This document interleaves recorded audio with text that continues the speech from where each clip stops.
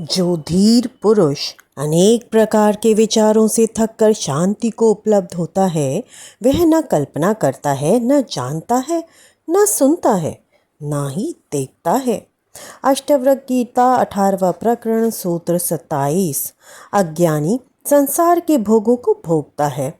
जब वह शरीर और इंद्रियों के भोगों से तृप्त हो जाता है, जब उसे उसमें सार नहीं दिखाई देता, जब उसे उनमें रस नहीं आता, तब संन्यास का जन्म होता है। संन्यास संसार के अनुभवों का सार निचोड़ है, उनकी निष्पत्ति है। ऐसा संन्यास ही वास्तविक है।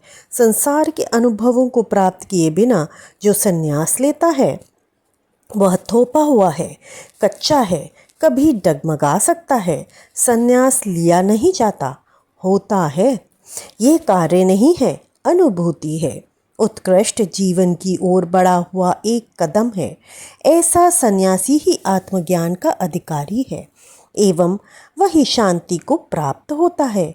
इसी प्रकार बुद्धिजीवी अनेक प्रकार के विचारों में उलझा रहता है। वह संसार, कर्म, भोग, अध्यात्म, ईश्वर, परमात्मा, आत्मा आदि अनेक विषयों का अध्ययन, चिंतन एवं मनन करता है। अनेक शास्त्र पढ़ता है, सत्संग करता है, ज्ञान गोष्ठियाँ करता है, सिद्ध महात्माओं के पास जाकर विचार विमर्श, किंतु इनसे उसे शांति नहीं मिलती। वह इन विचारों में अधिक से अधिक उलझा जाता है।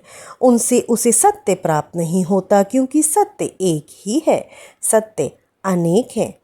हर व्यक्ति के अपने अपने असत्य हैं। असत्य सब निजी हैं, व्यक्तिगत हैं। सत्य सबका एक ही है।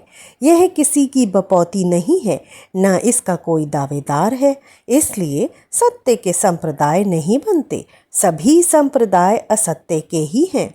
संप्रदायों का आधार ही असत्य, दावेदारी, अहंकार, संकीर्णता, स्वार्थ है।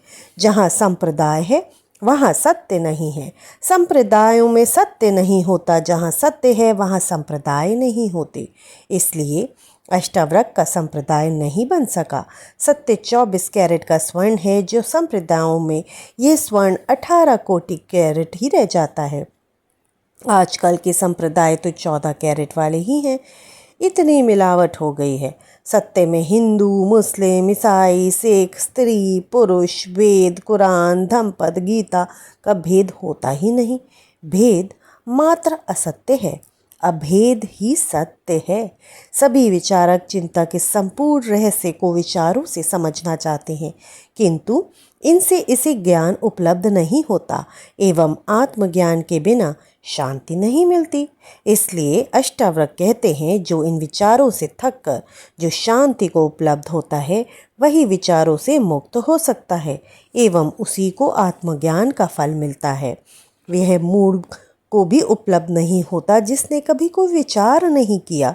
इसलिए जिसने संसार को भोगा है तथा जो चिंतन की पराकाष्ठा पर पहुंचा है, उसी को आत्मज्ञान का फल मिलता है। जिसने संसार को ही नहीं जाना, वह परमात्मा को क्या जान सकेगा। जो संसार को आनंदित हो सकेगा, उसकी आदत तो रोने की ही है, इसलिए वहाँ भी रोएगा ही। ज्ञानी पुरुष पूर्ण शांति का अनुभव करते हैं। वे एक आत्मा में स्थित हो जाने से अन्य की न कल्पना करते हैं, न जानते हैं, न सुनते हैं, न देखते हैं। सर्वत्र उसी आत्मा को ही जानते हैं।